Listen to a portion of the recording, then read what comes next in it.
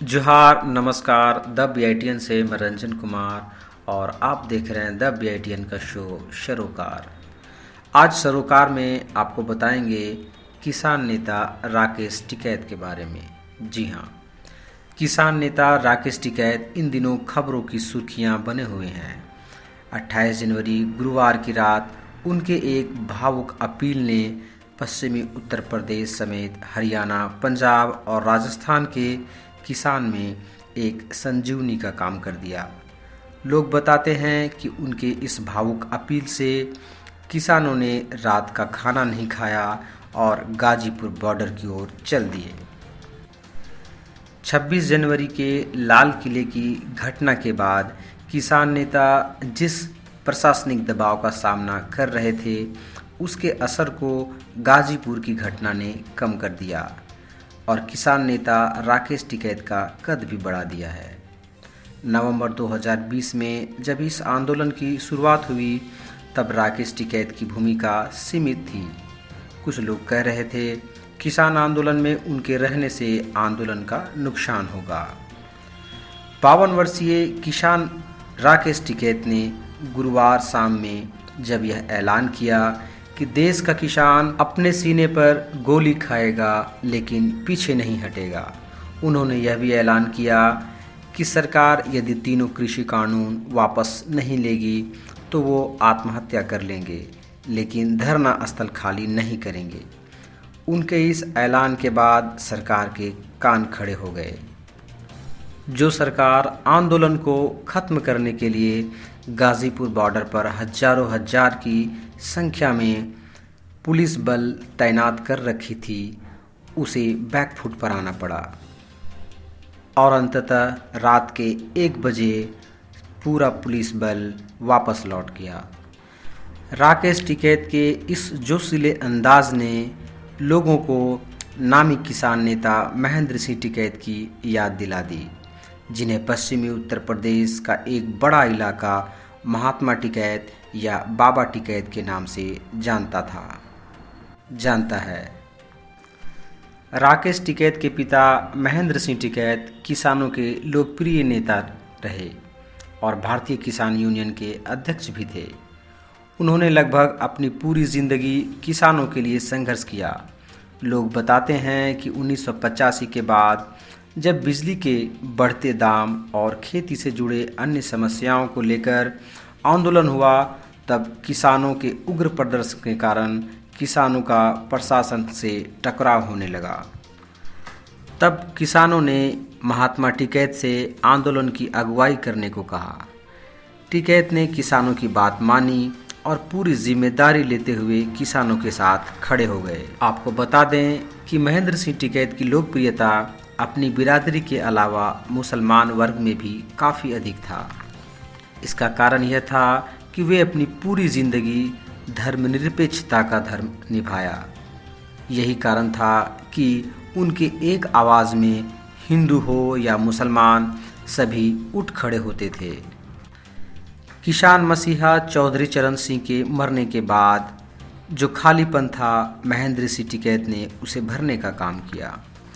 आपको बता दें कि साधारण वेशभूषा में रहने वाले महेंद्र सिंह टिकैत की लोकप्रियता इतनी थी कि सरकारों से कई बार टकराव के बाद जब पुलिस उन्हें गिरफ्तार करने जाती तो पुलिस को खाली हाथ लौटना पड़ता था। महेंद्र सिंह टिकैत की बात चली है तो यह बताना ज़रूरी हो जाता है कि सन 1988 में दिल्ली के बोट क्लब में किसानों ने एक बहुत बड़ा आंदोलन किया था, जिसमें लगभग 5 लाख से भी अधिक किसान दिल्ली के बोट क्लब में जमा हो गए थे। इतनी अधिक संख्या में किसानों का दिल्ली के वोट क्लब में जमा हो जाने से उस वक्त की सरकार की नींद उड़ गए थे। उस वक्त किसानों के नेतृत्व का एक मुख्य चेहरा महेंद्र सिंह टिकैत थे, परंतु तब की सरकार और अब की सरकार में काफ़ी फर्क है। उस वक्त की सरकार सभी पक्षों को सुनने में विश्वास रखती थी और अब की सरकार सुनना कम पसंद करती है। इसलिए अभी किसान नेताओं के पास पहले की अपेक्षा अधिक चुनौतियां हैं। टिकैत परिवार मुख्य रूप से खेती करने वाला परिवार है। महेंद्र सिंह टिकैत के एक छोटे भाई भी थे जो दिल्ली में अध्यापन के कार्य से जुड़े थे और महेंद्र सिंह टिकैत खुद गांव में खेती का काम देखते थे। टिकैत परिवार में कुल 4 लड़के और 3 लड़कियां थीं। सबसे बड़े थे नरेश टिकैत, जो अपनी जवानी के समय में एक अच्छे धावक भी थे। 100-200 मीटर की दौड़ के चैंपियन माने जाते थे। नरेश टिकैत अभी भारतीय किसान यूनियन के राष्ट्रीय अध्यक्ष हैं और अपने इलाके के बालियान खाप के मुखिया भी हैं। बालियान खाप पंचायत अपने क्षेत्र का बहुत बड़ा खाप पंचायत है। आपको याद होगा पिछले दिनों जब नरेश टिकैत ने पंचायत बुलाई थी तो लाखों की संख्या में लोगों का जनसैलाब उमड़ पड़ा था, जिसको देखकर मोदी सरकार की नींद उड़ गई थी। नरेश टिकैत के बाद राकेश टिकैत हैं। आपको बता दें राकेश टिकैत ने एमए की पढ़ाई की है। उनके पास वकालत की डिग्री भी है और अभी भारतीय किसान यूनियन के राष्ट्रीय प्रवक्ता हैं। तीसरे नंबर पर नरेंद्र टिकैत और चौथे नंबर पर सुरेंद्र टिकैत हैं, जो स्थानीय शुगर मिलों में कार्य करते हैं और खेतीबाड़ी संभालते हैं। लोगों के मुताबिक नरेश और राकेश टिकैत दोनों को सरकारी नौकरी लगी, लेकिन दोनों ने नौकरी छोड़ दिया और अपने पिता की विरासत को आगे बढ़ाने का बीड़ा उठाया। आपको बता दें राकेश टिकैत अभी भी साल भर में 4 बार ब्लड डोनेट करते हैं और शुद्ध शाकाहारी भी हैं। पिछले गुरुवार को राकेश टिकैत की आंखों में आंसू और भावुक हो जाने के बारे में उनके समर्थक बताते हैं कि गाजीपुर में धरने पर बैठे हजारों किसानों की जिम्मेदारी भारतीय किसान यूनियन की है और गुरुवार को जब भाजपा के कुछ नेता और विधायक धरना स्थल पर पहुंचकर हाथापाई करना शुरू किए तो इसे देखकर राकेश टिकैत को काफ़ी गुस्सा आया और उन्हें इस बात का एहसास होने लगा कि वास्तव में बीजेपी वालों के निशाने पर राकेश टिकैत नहीं बल्कि उनके समर्थन में आए वैसे बुजुर्ग और महिलाएं थीं जो उत्तर प्रदेश, राजस्थान, हरियाणा एवं पंजाब के सुदूरवर्ती इलाकों से आए हुए थे। वे उत्पाती इनके साथ मारपीट एवं देशद्रोही कहकर प्रताड़ित करने की कोशिश कर रहे थे। इन्हीं आशंकाओं की वजह से राकेश टिकैत भावुक हुए और कहा कि किसानों की पीटने की साजिश हो रही है। राकेश टिकैत ने कहा कि बीजेपी के नेता और विधायक किसानों को पीटने की साजिश कर रहे हैं।